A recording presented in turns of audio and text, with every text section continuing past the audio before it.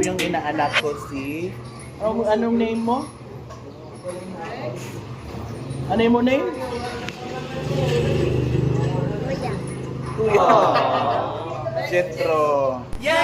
Ito po si Jetro. Ito po yung order namin. Yung parang shake. Yan, pakitignan na din. So, magte-taste po ngayon si Jetro. Si Jetro kung masarap yung smoothies. Masarap ba? Masarap? Isa pa, isa pa.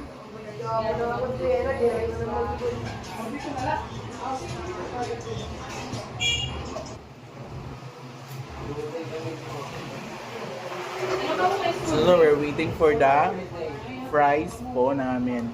Yeah. Ito po yung shake niya. Melon flavor. Masarap yung melon flavor nila. Di ba, Jetro?